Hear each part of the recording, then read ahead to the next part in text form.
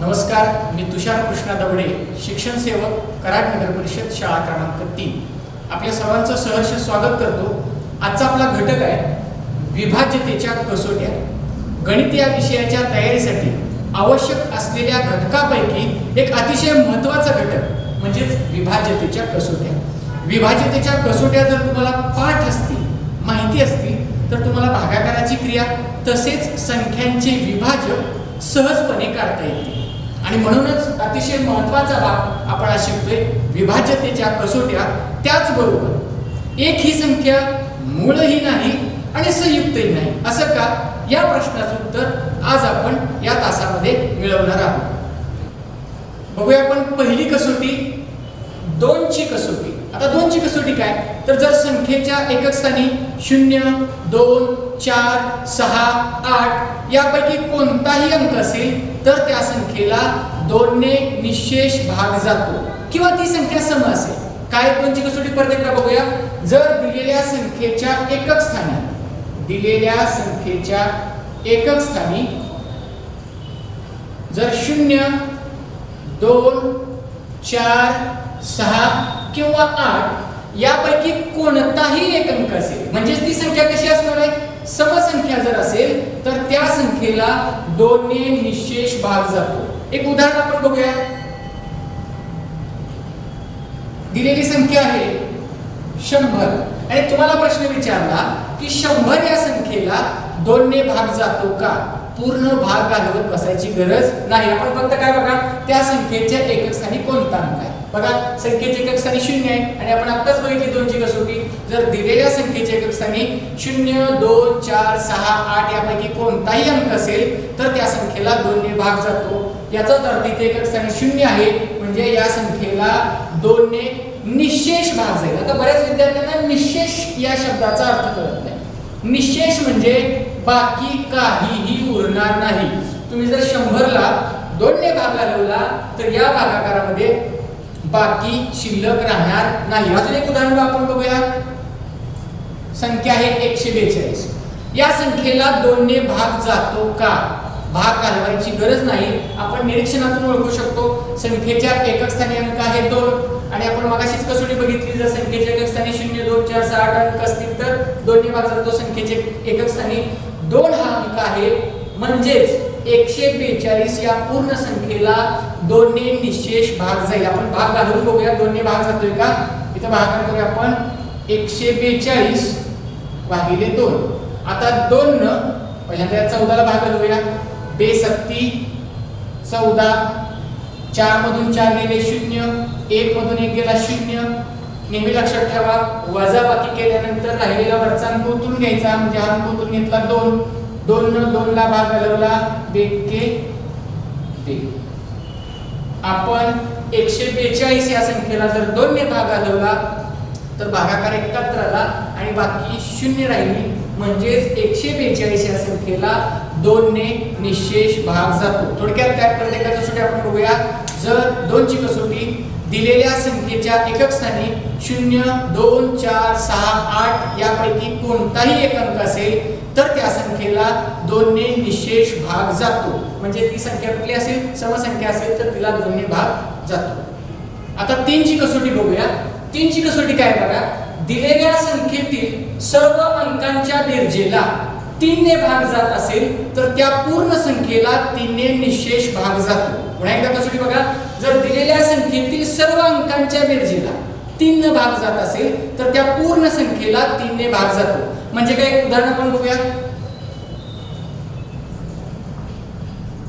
तुम्हाला जर विचारलं की 132 या संख्येला 3 ने भाग जाईल का, तर 3 ने भाग न घालवता पहिल्यांदा आपण काय करायचं, या दिलेल्या संख्येतील सर्व अंकांची बेरीज करूया. बेरीज बघा, अंकांची बेरीज म्हणजे 1 अधिक 3 म्हणजे 4 आणि 4 मध्ये हे 2 मिळवले, बेरीज आणि 6. परत एकदा बघूया.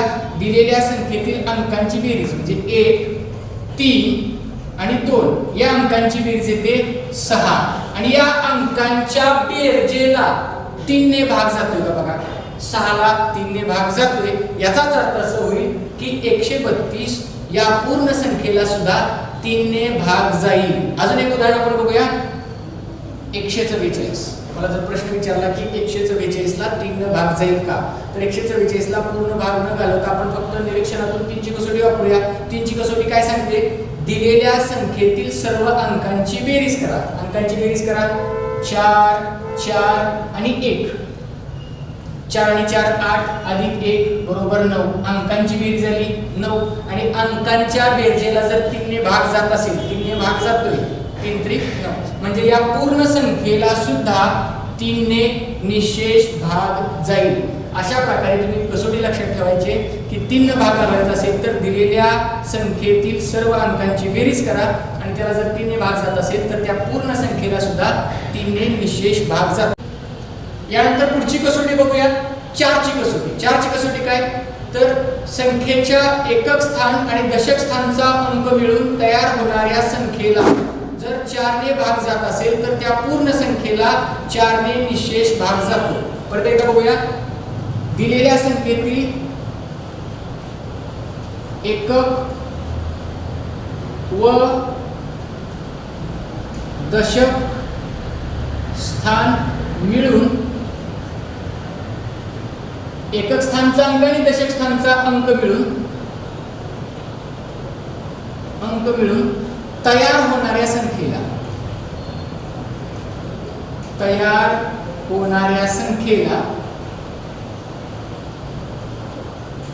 जर 4 ने भाग जात असेल तर त्या पूर्ण संख्येला 4 ने भाग जातो. म्हणजे काय, थोडक्यात बघा, एक उदाहरण आपण बघूया. तुम्हाला विचारलं या संख्येला 4 ने भाग जातोय का, तर काय करा, दिलेल्या संख्येतील एकक स्थानचा अंक आणि दशक स्थानचा अंक मिळून तयार होणारी संख्या ती आहे 32.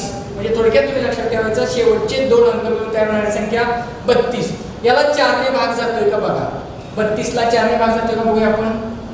32 भागिले 4, 4 च्या पाड्यात 32 आहे, 4 8 32. म्हणजे एकक स्थानचा अंक आणि दशक स्थानचा अंक मिळून तयार होणाऱ्या संख्येला जर 4 ने भाग जात असेल तर त्या पूर्ण संख्येला म्हणजे 132 या संख्येला सुद्धा 4 ने निशेष भाग जाईल. म्हणजे 132 ला जर तुम्ही 4 ने भाग घालवला तर यामध्ये बाकी काहीही शिल्लक राहणार नाही. अशा पद्धतीने तुम्हाला 4 ची कसोटीचा वापर करता येईल. अजून एक आपण उदाहरण बघूया, 524. 524 ला 4 ने भाग जातो का, यासाठी काय करा, एकक स्थानचा अंक आणि दशक स्थानचा अंक मिळून तयार होणारी संख्या. थोडक्यात काय, तर शेवटचे 2 अंक मिळून तयार होणारी संख्या बघा. शेवटचे 2 अंक मिळून तयार होणारी संख्या आहे 24 आणि या 24 ला 4 ने भाग जातोय का, तर 4 × 24, 24 ला 4 ने भाग जातोय. याचाच अर्थ असा होईल की 524 या पूर्ण संख्येला सुद्धा 4 ने निशेष भाग जाईल. परत एकदा आपण रिपीट करूया. पहिली आपण 2 ची कसोटी बघितली की संख्येच्या एकक स्थानी 0 2 4 6 8 यापैकी कोणताही अंक असेल तर त्या संख्येला 2 ने भाग जातो. 3 ची कसोटी आपण बघितली की दिलेल्या संख्येतील अंकांची बेरीज करा आणि अंकांच्या बेरजेला जर 3 ने भाग जात असेल तर त्या पूर्ण संख्येला सुद्धा 3 ने निशेष भाग जातो. त्याचबरोबर 4 ची कसोटी आपण बघितली, संख्येतील एकक स्थानचा अंक आणि दशक स्थानचा अंक म्हणजे शेवटचे 2 अंक मिळून तयार होणाऱ्या संख्येला जर 4 ने भाग जात असेल तर त्या पूर्ण संख्येला 4 ने निशेष भाग जातो. यानंतर 5 ची कसोटी बघूया. 5 ची कसोटी काय बघा, जर संख्येच्या एकक स्थानी 0 किंवा 5 असेल तर त्या संख्येला 5 ने निशेष भाग जातो. अगदी सोपी कसोटी. जर संख्येच्या एकक स्थानी 0 किंवा 5 असेल तर त्या संख्येला 5 ने निशेष भाग जातो. उदाहरण बघूया आपण. दिलेली संख्या असेल 100 आणि तुम्हाला प्रश्न विचारला 100 या संख्येला 5 ने भाग जाईल का, तर अगदी सोपं आहे. संख्येच्या एकक स्थानी कुठला अंक बघा, तो अंक आहे 0 आणि 0 असेल तर त्या संख्येला 5 ने भाग जातो. अजून एक उदाहरण आपण बघूया. 205. 205 ला 5 ने भाग जातो का, संख्येच्या एकक स्थानी अंक आहे 5 म्हणजे या पूर्ण संख्येला सुद्धा 5 ने निशेष भाग जाईल. यानंतर 6 ची कसोटी बघूया. जर दिलेल्या संख्येला 2 व 3 ने भाग जात असेल तर त्या पूर्ण संख्येला 6 ने निशेष भाग जातो. पुन्हा एकदा कसोटी बघा. जर दिलेल्या संख्येला 2 व 3 ने भाग जात असेल तर त्या पूर्ण संख्येला 6 ने निशेष भाग जातो. म्हणजेच काय, उदाहरण बघूया आपण.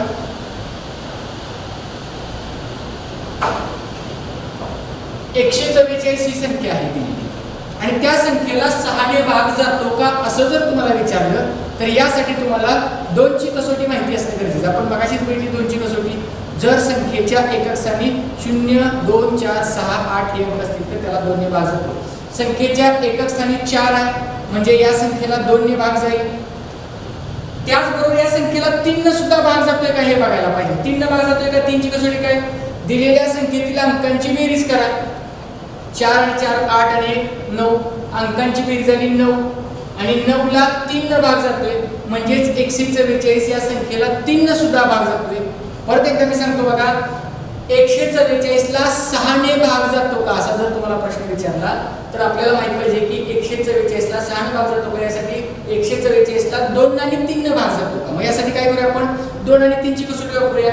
2 ची कसोटी काय? एकक स्थानी 0, 2, 4, 6, 8 हे अंक असतील तर 2 ने निश्चित भाग जातो.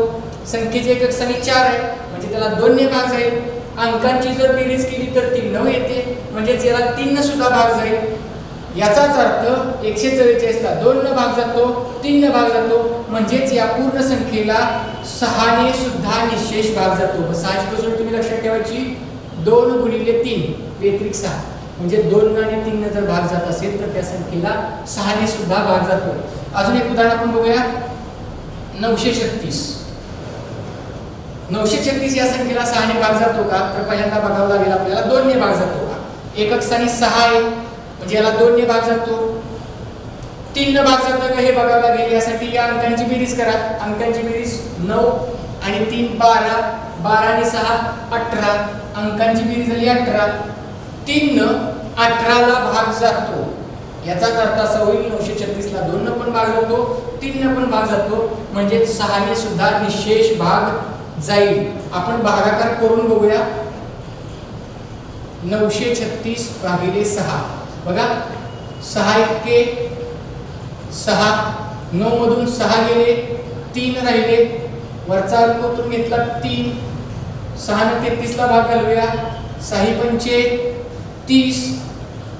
3 मधून 0 गेले, 3 राहिले, 3 मधून 3 गेले 0. वरचा अंक उतरून घेतला 6. संख्या तयार झाली 36. 36 ला 6 ने भाग घालवला. 6 6 36 म्हणजे भागाकाराला 156 आणि बाकी राहिली 0. याचाच अर्थ 936 ला 6 ने भाग जातो. थोडक्यात तुम्ही लक्षात ठेवा बेत्रिक 6. 6 ने भाग जातो का हे बघण्यासाठी 2 आणि 3 ने जर त्या संख्येला भाग जात असेल तर त्या पूर्ण संख्येला 6 ने भाग जातो. यानंतरची कसोटी आहे 8ची कसोटी. 8ची कसोटी काय बघा. संख्येतील शेवटच्या 3 अंकांनी तयार होणाऱ्या संख्येला जर 8 ने भाग जात असेल किंवा संख्येच्या शेवटी कमीत कमी 3 शून्य असतील तर त्या संख्येला 8 ने निशेष भाग जातो. पुन्हा एकदा मी कसोटी सांगतो. संख्येतील शेवटच्या 3 अंकांनी तयार होणाऱ्या संख्येला जर 8 ने भाग जात असेल किंवा त्या संख्येच्या शेवटी कमीत कमी जर 3 शून्य असतील तर त्या संख्येला 8 ने निशेष भाग जातो. म्हणजेच काय उदाहरण बघूया. तुम्हाला प्रश्न विचारला की दिलेली संख्या आहे 67008. या संख्येला 8 ने भाग जातो का? तर यासाठी आपल्याला काय करावं लागेल. शेवटचे 3 अंक मिळून तयार होणारी संख्या. शेवटचे 3 अंक मिळून तयार होणारी संख्या आहे 8. 008 म्हणजे 8 आणि या संख्येला 8 ने भाग जातो का हे बघायला लागेल. तर 8 ला 8 ने भाग जातोय म्हणजेच 67008 या संख्येला सुद्धा या पूर्ण संख्येला सुद्धा 8 ने निशेष भाग जाईल. यानंतरची पुढची संख्या आहे 4360. तुम्हाला प्रश्न विचारला 4360 या संख्येला 8 ने निशेष भाग जातो का? तर काय करावं लागेल. शेवटचे 3 अंक मिळून तयार होणारी संख्या बघा. शेवटचे 3 अंक मिळून तयार होणारी संख्या आहे 360. जर या 3 अंकांनी मिळून तयार होणाऱ्या संख्येला जर 8 ने भाग केला तर या पूर्ण संख्येला सुद्धा 8 ने भाग जाईल. आपण भाग घालूया.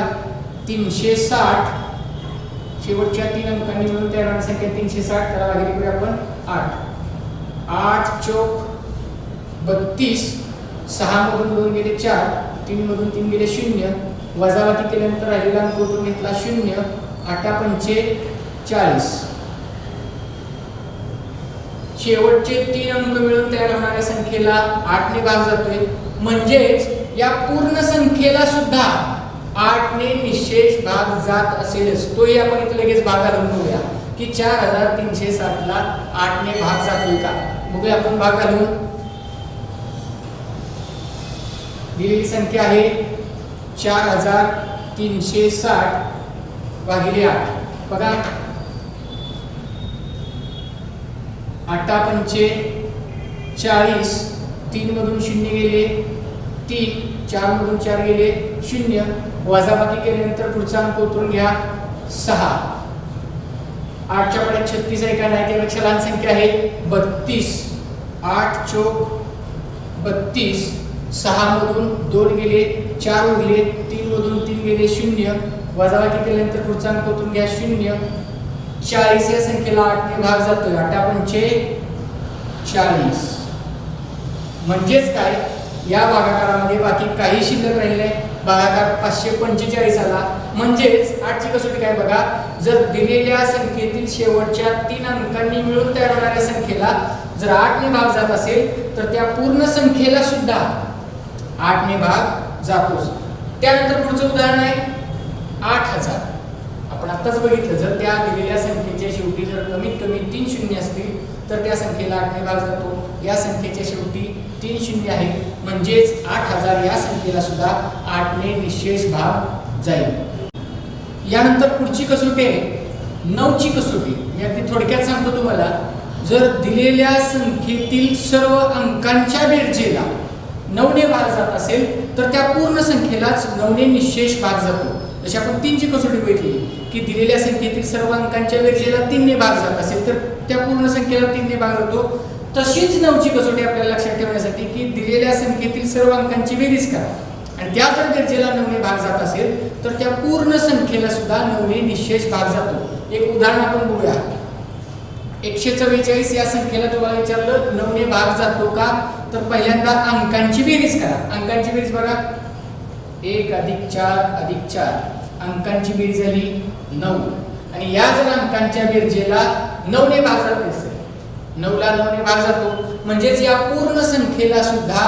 9 ने निशेष भाग जाईलच आपण भाग घालून बघूया 144 भागिले 9 भागानंतर बघा 9 एके 9 14 मधून 9 गेले 5 उरले वरचा अंक उतरून घेतला 4 54 ला 9 भाग आला 9 सक 54 बाकी आहे 0 म्हणजे जर अंकांच्या बेरजेला जर 9 ने भाग जात असेल तर त्या पूर्ण संख्येला सुद्धा 9 ने भाग जातोच अजून एक उदाहरण आपण बघूया 936 इथं सुद्धा आपण दिलेल्या संख्येतील अंकांची बेरीज करून बघायची अंकांची बेरीज बघा 9 + 3 + 6 अंकांची बेरीज किती ते बघा 9 आणि हे 7 3 9 9 9 होता 18 या अंकांच्या बेरजेला 9 ने भाग जातोय म्हणजे याचा अर्थ 936 ला सुद्धा 9 ने पूर्ण भाग जाईल यानंतर पुढची कसोटी आहे 10 ची कसोटी ती अगदी सोपी कसोटी आहे फक्त तोंडी सांगतो जर संख्येच्या एकक स्थानी 0 असेल तर त्या संख्येला 10 ने निशेष भाग जातो पुन्हा एकदा 10 ची कसोटी सांगतो जर संख्येच्या एकक स्थानी 0 असेल तर त्या संख्येला 10 ने निशेष भाग जातो अशा प्रकारे आपण आज 2 3 4 5 8 9 आणि 10 च्या कसोट्या बघितल्या त्या काय त्या प्रत्येकदा आपण रिपीट बघूया 2 ची कसोटी काय बघा जर संख्येचे एकक स्थानी 0 2 4 6 8 यापैकी कोणताही अंक असेल तर त्या संख्येला 2 ने निशेष भाग जातो म्हणजे ती जर संख्या समसंख्या असेल तर 3 ची कसोटी अगदी आपण सोपी बघितली लक्षात कशी ठेवायची ती पण बघूया आपण 3 ची कसोटी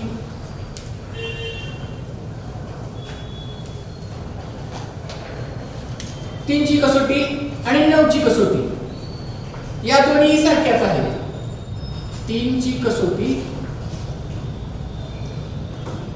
आणि 9 ची कसोटी या दोन्हीही कसोट्या सारख्याच आहेत काय करायचं याच्यामध्ये तर अंकांची बेरीज करायची 3 च्या कसोटीमध्ये दिलेल्या संख्येतील सर्व अंकांची बेरीज करा अंकांच्या बेरजेला जर 3 ने भाग जात असेल तर त्या पूर्ण संख्येला सुद्धा 3 ने भाग जाईल त्याच पद्धतीने 9 ची कसोटी 9 च्या कसोटीमध्ये सुद्धा दिलेल्या संख्येतील सर्व अंकांची बेरीज करा आणि त्या अंकांच्या बेरजेला जर 9 ने भाग जात असेल तर त्या पूर्ण संख्येला 9 ने भाग जातो 4 आणि 8 च्या कसोटीमध्ये सुद्धा काहीतरी साधारण आहे काय बघा 4 ची कसोटी काय शेवटचे 2 अंक मिळून तयार होणारी संख्या त्या संख्येला जर 4 ने भाग जात असेल तर पूर्ण संख्येला सुद्धा 4 ने भाग जातो तशीच 8 ची कसोटी काय तर शेवटचे 3 अंक मिळून तयार होणाऱ्या संख्येला जर 8 ने भाग जात असेल तर दिलेल्या पूर्ण संख्येला सुद्धा 8 ने निशेष भाग जाईल 5ची आणि 10ची कसोटी सोपीच आहे. 5ची कसोटी काय, संख्येच्या एकक स्थानी 0 किंवा 5 असेल तर त्या संख्येला 5 ने निश्चेष भाग जातो. आणि 10ची कसोटी संख्येच्या एकक स्थानी 0 असेल तर त्या पूर्ण संख्येला 10 ने निश्चेष भाग जाईल. अशा पद्धतीने तुम्ही दिलेल्या सर्व विभाजितेच्या कसोट्या घरी अभ्यासायचे, पाठ करायचे. यानंतर मात्र आपण एक अतिशय महत्त्वाचा प्रश्न बघणार आहोत की जो प्रश्न बऱ्याच विद्यार्थी मित्रांच्या मनामध्ये असतो. काय प्रश्न, की एक ही संख्या मूळही नाही आणि संयुक्तही नाही का, त्याचं उत्तर आपण शोधूया.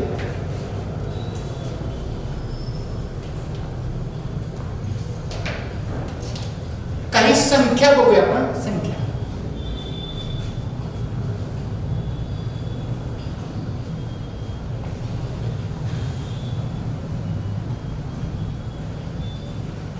बघा नीट लक्ष.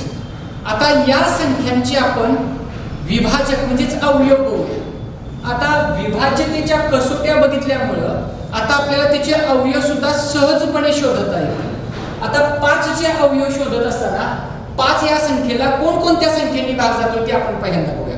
कोणत्याही संख्येला 0 सोडून कोणत्याही संख्येला 1 ने भाग जातोच. म्हणजे 5 ला 1 ने भाग जाईल. आता 5 या संख्येला 2 ने भाग जातोय का, 2च्या पाड्यामध्ये 5 संख्या नाही म्हणजे 2 ने भाग जाणार नाही. 3 ने भाग जातोय बघा, 3च्या पाड्यात सुद्धा नाही, 4 सुद्धा नाही. म्हणजेच 5 या संख्येला 5 ने भाग जातोय. पुन्हा एकदा बघा, 5 चे विभाजक आहेत म्हणजेच कोणत्या कोणत्या संख्येने भाग जातोय तर 1 आणि 5. त्याच पद्धतीने आपण 7 चे सुद्धा विभाजक बघूया. 7 ला 1 ने भाग जातोच. मी आता सांगितलं 0 सोडून कोणतीही संख्या असेल तर त्याला 1 ने भाग जातोच. 2 ने भाग जातोय का 7 ला, नाही जात. 3ची कसोटी वापरून बघा किंवा 3च्या पाड्यात 1 नाही, 4च्या पाड्यात सुद्धा 7 नाही. त्यानंतर डायरेक्ट ती आहे 7च्याच पाड्यात. म्हणजे 7 चे विभाजक आहेत 1 आणि 7. आता 10 या संख्येचे विभाजक बघूया. 10 ला 1 ने भाग जाईलच. आता 10 ला 2 ने भाग जातो का, तर संख्येचे एकक स्थानी 0 आहे म्हणजे 10 ला 2 ने भाग जाईल. 3 ने भाग जातोय का, 3च्या पाड्यात 10 आहे का बघा, 3 3 6 3 9 नाही जात. 4च्या पाड्यात 10 नाही. त्यानंतर आहे 5च्या पाड्यात आणि त्यानंतर आहे 10च्या पाड्यात. म्हणजे 10चे विभाजक झाले 1 2 5 आणि 10. त्यानंतर 20 चे विभाजक बघा, 1 ने भाग जातोय. 20 या संख्येला 2 ने भाग जाईल का, तर संख्येचे एकक स्थानी 0 म्हणजे 2 ने सुद्धा भाग जाईल. 3 ने भाग जात नाही कारण अंकांची बेरीज येते 2च. त्यानंतर 4 ने भाग जातोय का, 4 पंचे 20, 4 ने भाग जातोय. त्यानंतर 5 ने भाग जातोय. अशा तुम्ही संख्या शोधल्या तर 10 आणि 20 हे या संख्येचे विभाजक असतील. त्यानंतर 1 या संख्येला कुठल्या कुठल्या संख्येने भाग जातोय तर तो फक्त 1 नेच जातो. मग आता या संख्येचे विभाजक काढल्यानंतर आपण जरा त्यांचं निरीक्षण करूया. तर काय निष्कर्ष निघतोय बघूया. पहिल्या जर 2 संख्यांचे विभाजक बघितले, 5 चे विभाजक आहेत 1 आणि तीच संख्या. 7 चे विभाजक आहेत 1 आणि तीच संख्या. म्हणजे या 2 संख्यांचे 2च विभाजक आहेत. किती आहेत, 2च विभाजक आहेत. आणि तुम्हाला माहिती असेल 5 आणि 7 या मूळ संख्या आहेत. मग आपण लक्षात ठेवूया की मूळ संख्यांचे 2च विभाजक असतात. कुठले, 1 आणि तीच संख्या. म्हणजे मूळ संख्यांचे बघा, आपल्याला मूळ संख्येची व्याख्या अशी सांगते की मूळ संख्येचे 2च विभाजक असतात, 1 आणि तीच संख्या. त्याचबरोबर 10 आणि 20 चं निरीक्षण करा. यांचे विभाजक किती आहेत, 2 पेक्षा जास्त आहेत. 1 2 3 4. 10 चे विभाजक 4 आहेत, 20 चे आहेत 1 2 3 4 5 6. या आहेत संयुक्त संख्या. म्हणजे आपल्या असं लक्षात येईल की जर मूळ संख्या असतील तर त्यांचे विभाजक 2 असतात आणि संयुक्त संख्यांचे विभाजक 2 पेक्षा जास्त असतात. म्हणजेच कमीत कमी 3 किंवा त्याच्यापेक्षा जास्त असतात. आता 1 या संख्येचं निरीक्षण करा. 1 या संख्येचे विभाजक 2 आहेत का, नाहीत. 2 पेक्षा जास्त आहेत का, नाहीत. म्हणजेच 1 ही संख्या मूळ संख्या होऊ शकणार नाही का, कारण मूळ संख्येचे विभाजक 2 असतात, 1 चे विभाजक 2 नाहीत. संयुक्त संख्यांचे जे विभाजक असतात, अवयव असतात, ते 2 पेक्षा जास्त असतात. याचे 2 पेक्षा जास्त नाही. म्हणून 1 ही संख्या मूळही नाही आणि संयुक्तही नाही. आज दिलेल्या विभाजकतेच्या कसोट्या तुम्ही पुन्हा एकदा पाठ करायचे, लक्षात ठेवायचे, त्याचा सराव करा.